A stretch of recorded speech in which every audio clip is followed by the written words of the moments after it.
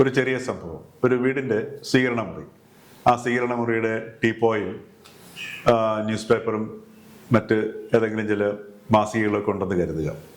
അതിൽ കുറച്ച് വെള്ളം കിടന്ന് ന്യൂസ് പേപ്പറോ അല്ലെങ്കിൽ മാസികയോ നനയുന്നു. ഇത് കണ്ടുകൊണ്ട് ഗൃഹനായകൻ വരുന്നു. പെട്ടെന്ന് ഒരുപക്ഷെ അദ്ദേഹത്തിന് വായിക്കാത്ത പത്രമോ അല്ലെങ്കിൽ വായിക്കേണ്ട മാഗസിനൊക്കെ ആയിരിക്കാം. പെട്ടെന്ന് ഒരു ചൂടായിട്ടാണ് ചോദിക്കുന്നത്, ആരാ ഇവിടെ വെള്ളം ഒഴിച്ച്, ഇതെങ്ങനെ ഇവിടെ വെള്ളം വന്നേ എന്ന് ചോദിക്കുന്നു. പെട്ടെന്ന് മറുപടി, ഇപ്പോൾ കുട്ടികളുണ്ടെങ്കിൽ എനിക്കറിയില്ല, ഞാനല്ല എന്നുള്ള മറുപടി വരാം. അതല്ല, വീട്ടമ്മ ഇത് കേൾക്കുകയാണെന്നുണ്ടെങ്കിൽ അവരുടേതായ മറുപടി വരാം. അപ്പോൾ അതിനുശേഷം ഇദ്ദേഹത്തിന് വേണമെന്നുണ്ടെങ്കിൽ വലിയൊരു പ്രഭാഷണത്തിലേക്കും എല്ലാവരെയും കുറ്റപ്പെടുത്തിക്കൊണ്ടുള്ള, ആർക്കും ശ്രദ്ധയില്ല എന്ന് പറഞ്ഞുള്ള ഒരു കുറ്റപ്പെടുത്തലിലേക്ക് പ്രവേശിക്കുകയും ചെയ്യാം. ഇങ്ങനെയൊക്കെയുള്ള സംഗതികൾ നിരന്തരം നമ്മുടെ വീടുകളിൽ കാണുകയും ചെയ്യുന്നുണ്ട്. നമസ്കാരം. ഒരു കൗതുകത്തിന് ഇപ്പോൾ നമുക്ക് എല്ലായിടത്തും CCTV ഉണ്ട്. നമ്മളിപ്പോൾ ഒരാൾ പുറത്തേക്ക് ഇറങ്ങിക്കഴിഞ്ഞാൽ തിരിച്ചു വന്ന് വീട്ടിൽ കയറുന്നിടം വരെ പല CCTV ക്യാമറകളിലേക്കും നമ്മൾ പതിഞ്ഞിരിക്കും. നമ്മളെ വീട്ടിനുള്ളിലേക്കൊരു CCTV ക്യാമറ വെച്ച് കഴിഞ്ഞാൽ അതെല്ലാ മുറിയിലും, വിശേഷിച്ചും സ്വീകരണ മുറിയിലും ഒക്കെ ഒരു CCTV ക്യാമറ വെച്ച് കഴിഞ്ഞിട്ട് ഒരു ദിവസം രാവിലെ മുതൽ വൈകുന്നേരം വരെയുള്ള വീട്ടംഗങ്ങളുടെ സംഭാഷണങ്ങൾ എടുത്ത് നോക്കിക്കഴിഞ്ഞാൽ നമ്മൾ കാണുന്നത് ഏത് രീതിയിലുള്ള സംഭാഷണങ്ങളാണ്. നമുക്ക് നമ്മളെങ്ങനെ ജീവിക്കുന്നു എന്നുള്ളത് തിരിച്ചറിയാൻ ശരിക്കും പറഞ്ഞാൽ ഏറ്റവും അടിയന്തരമായി ആവശ്യം തോന്നുന്ന ഒരു സംഗതിയാണ് വീട്ടിനുള്ളിൽ CCTV വയ്ക്കുക എന്നുള്ളത്. കാരണം നേരത്തെ പറഞ്ഞ ഒരു ഉദാഹരണം ഒരു ചെറിയൊരു സംഗതിയാണ്. ഏതെങ്കിലും ഒരു പേപ്പറൊന്ന് നനയോ അതല്ലെങ്കിൽ ഏതെങ്കിലും ഒരു ചായ കുടിച്ച ഗ്ലാസ് എവിടെയെങ്കിലും ഇരിക്കുകയോ അങ്ങനെ എന്തെങ്കിലും മതി. ഇതാരാ ഇവിടെ വെച്ചിട്ട് പോയത്, അല്ലെങ്കിൽ ഇത് എന്തുകൊണ്ട് എടുത്തു മാറ്റിയില്ല, ഇങ്ങനെയുള്ള കുറ്റപ്പെടുത്തലുകൾ കൊണ്ട് ഈ ഗൃഹാന്തരീക്ഷം നിറയുന്നു. അപ്പോൾ സ്വാഭാവികമായിട്ടും ഈ കുറ്റം കണ്ടെത്തുന്ന ഒരു വ്യക്തിയായിരിക്കും, കുറ്റം ഏൽക്കുന്നത് മറ്റൊരു വ്യക്തിക്കായിരിക്കും. അപ്പോൾ വേറൊരാളുടെ ഉത്തരവാദിത്വം. ഇങ്ങനെയുള്ള ഒരു സംഭാഷണ രീതികൾ നമ്മുടെ കുടുംബ അന്തരീക്ഷത്തെ സത്യം പറഞ്ഞു കഴിഞ്ഞാൽ വളരെ ജീവിക്കാൻ പറ്റാത്ത ഒരു സാഹചര്യത്തിലേക്ക് കൊണ്ടെത്തിച്ചിട്ടുണ്ട്. കാരണം അത് മാത്രമല്ല, നമ്മളിപ്പോൾ ടെലിവിഷൻ ഒന്ന് ഓൺ ചെയ്യുകയാണെന്നുണ്ടെങ്കിൽ അവിടെയും ഇത്തരത്തിലുള്ള കുറ്റപ്പെടുത്തലുകളും അങ്ങോട്ടും ഇങ്ങോട്ടുമുള്ള ഈവൻ തെറിവിളികളും, ഇപ്പം പച്ചത്തെറികൾ പോലും നമുക്ക് ടെലിവിഷനിലൂടെ കേൾക്കാൻ കഴിയുന്നുണ്ട്. അപ്പം ഈ രീതിയിലുള്ള ഒരു അന്തരീക്ഷം നമ്മുടെ കേരളത്തിൻ്റെ ഗൃഹാന്തരീക്ഷങ്ങളിൽ ഉണ്ട് എന്നുള്ളത് ഒരു യാഥാർത്ഥ്യമാണ്. അപ്പം എന്തുകൊണ്ടാണ് ഈ കുറ്റപ്പെടുത്തൽ വരുന്നത്? കുറ്റപ്പെടുത്തൽ വരുന്നത് എന്ന് പറഞ്ഞു കഴിഞ്ഞാൽ ശരിക്കും പറഞ്ഞാൽ ഇത് ഇപ്പം നമ്മുടെ ഈ ഗൃഹനായകൻ്റെ ഈ ഉദാഹരണം എടുക്കാം. അദ്ദേഹത്തിൻ്റെ ഒരു ടീപ്പോയുടെ പുറത്ത് കിടക്കുന്ന ഒരു പേപ്പർ വെള്ളം കൊണ്ട് നനഞ്ഞു. അതല്ലെങ്കിൽ അവിടെ ഇരുന്നൊരു ഗ്ലാസ് തട്ടി വീണതായിരിക്കാം. കൃത്യസമയത്ത് ആരെങ്കിലും എടുത്തിട്ട് പോയി കാണത്തില്ല. അതല്ലെങ്കിൽ അശ്രദ്ധയോടുകൂടി പേപ്പർ വലിച്ചപ്പോൾ വീണതായിരിക്കാം. ഇങ്ങനെ പല കാരണങ്ങളുണ്ടാവും. പെട്ടെന്ന് തന്നെ അതിനൊരു കാരണക്കാരനെയോ കാരണക്കാരിയോ കണ്ടെത്തി കുറ്റപ്പെടുത്തി അവരെ വേദനിപ്പിക്കുക എന്നുള്ളത് തന്നെയാണ് ഇതിൻ്റെ ലക്ഷ്യം. എന്തുകൊണ്ടാണ് നമ്മളുടെ ഏറ്റവും പ്രിയപ്പെട്ടവർ തന്നെയാണ് ഒരു കുടുംബത്തിലെ അച്ഛൻ, അമ്മ, മക്കൾ എന്നൊക്കെ പറയുന്നത് ഏറ്റവും പ്രിയപ്പെട്ടവരാണ്. എന്തുകൊണ്ട് പരസ്പരം ഇങ്ങനെ നോവിക്കുന്നു? കാരണം ഈ പേപ്പർ നനയുന്ന സമയത്ത് തൻ്റെ പേപ്പർ നനഞ്ഞു, അതല്ലെങ്കിൽ തൻ്റെ മാസിക നനഞ്ഞു, എനിക്ക് വായിക്കാൻ പറ്റുന്നില്ല. അവിടെ താൻ ഒരു വേദന ഈ ഗൃഹനായകൻ അനുഭവിക്കുകയാണ്. തൻ്റെ സുഖത്തിനെന്തോ കോട്ടം തട്ടി തനിക്ക് ആ മാസിക അതല്ലെങ്കിൽ ആ പേപ്പർ വൃത്തിയായിട്ട് വായിക്കാൻ പറ്റില്ല.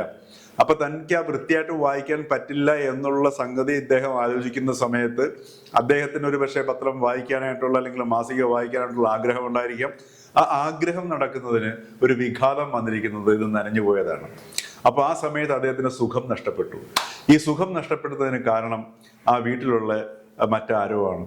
ഇത് ശ്രദ്ധിക്കാതെ പോയ അല്ലെങ്കിൽ ഈ ഗ്ലാസും ചായയും അല്ലെങ്കിൽ ഗ്ലാസും വെള്ളവും കൊണ്ടുവച്ച വ്യക്തിയോ എടുത്തുകൊണ്ട് പോകാൻ മറന്ന വ്യക്തിയോ ഒക്കെ ആയിരിക്കാം. അപ്പോൾ അതിനൊരു കാരണം കണ്ടെത്തി ആ വ്യക്തി തൻ്റെ വിഷമത്തിന് കാരണക്കാരനായി അല്ലെ കാരണക്കാരിയായി എന്ന് സ്ഥാപിച്ച് ആ കാരണക്കാരെ, അത് കാരണക്കാരിയായിക്കോട്ടെ കാരണക്കാരനായിക്കോട്ടെ, അവരെ തിരിച്ചു വേദനിപ്പിക്കുമ്പോൾ ആ വേദനയ്ക്ക് തൻ്റെ വേദനയ്ക്ക് ഒരു സുഖം, ഒരു ആശ്വാസം കിട്ടും എന്നുള്ള ചിന്തയിൽ നിന്നാണ് ഇദ്ദേഹം മറ്റുള്ളവരെ കുറ്റപ്പെടുത്തുന്നതും വേദനിപ്പിക്കുന്നതും. ഇതാണ് ഈ കുറ്റപ്പെടുത്തലിൻ്റെ പിന്നിൽ പ്രവർത്തിക്കുന്ന അടിസ്ഥാന ഘടകം എന്ന് പറയുന്ന സംഗതി. ആരാണോ കുറ്റപ്പെടുത്തൽ ഏൽക്കേണ്ടി വരുന്നത് അവർക്കും വേദനിക്കും. വേദന എങ്ങനെ വന്നു കഴിഞ്ഞാലും ഇപ്പം ഏത് കത്തി കൊണ്ടാണെങ്കിലും കല്ലുകൊണ്ടാണെങ്കിലും കുത്തി വേദനിച്ച് കഴിഞ്ഞാൽ വേദന എല്ലാം ഒരുപോലെ തന്നെയാണ്.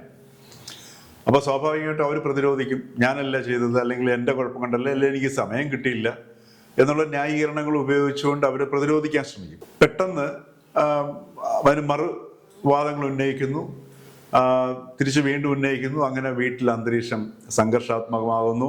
പിന്നെ സംഭാഷണത്തിൻ്റെ രീതി ശരിയായിട്ടില്ല, ബഹുമാനിച്ചില്ല, അതല്ലെങ്കിൽ പരിഗണിച്ചില്ല.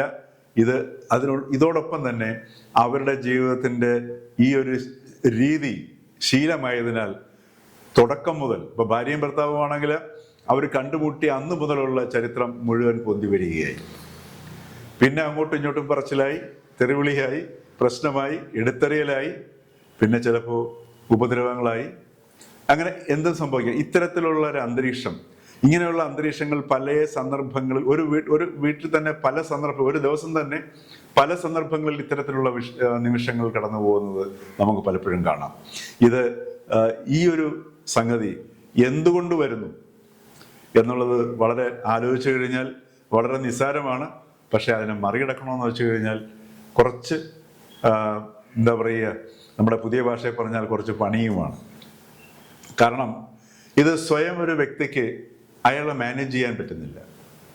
ഒരു വ്യക്തിക്ക് അപ്പം എനിക്ക് ഒരു സാഹചര്യത്തിൽ ദേഷ്യം വരുന്നു എന്ന് പറഞ്ഞു കഴിഞ്ഞാൽ എനിക്ക് എന്നെ മാനേജ് ചെയ്യാൻ പറ്റുന്നില്ല. എൻ്റെ വികാരങ്ങൾ പെട്ടെന്ന് ഇങ്ങനെ ഈ പഴയ സോഡാ കുപ്പി പൊട്ടിക്കുമ്പം ഈ ഗോലി താഴേക്ക് പോകുമ്പോഴുള്ള പിന്നെ ഇത് ഗ്യാസും മറ്റെല്ലാം പൊന്തി മുകളിലേക്ക് വരുന്നത് പോലെ അടിയിൽ നിന്ന് ഈ ഭൂതകാലം മുഴുവൻ മുകളിലേക്ക് കയറി വരുന്നു. അപ്പം ഈ ഒരു സംഭവം ഇതിങ്ങനെ നമ്മുടെ ഉള്ളിൽ ഇതെങ്ങനെയാണോ നമ്മൾ പഴയ സോഡാ കുപ്പിയുടെ അടിയിൽ നമ്മൾ ഗ്യാസ് അമർത്തി വെച്ചിരുന്നത്, ഈ അമർത്തി വെച്ചിരുന്ന ഗ്യാസ് ഇത് പൊട്ടിക്കുന്ന സമയത്ത് പൊന്തി വരുന്നത് പോലെ എല്ലാം കൂടെ പൊന്തി വരുന്നു. ഇവിടെയാണ് ഈ സംഘടന വരുന്നത്. അപ്പം ഇത് ഇന്ന് കേരളം എല്ലാ സമൂഹവും നേരിടുന്നുണ്ട്, എല്ലാ വ്യക്തികളും നേരിടുന്നുണ്ട്. പക്ഷേ ഇന്ന് കേരളം ഈ രീതിയിൽ കുടുംബങ്ങൾ ഒരു പൊട്ടിത്തെറിയുടെ വക്കിലേക്ക് എത്തി നിൽക്കുന്ന ഒരു സാഹചര്യം വന്നിരിക്കുന്നു.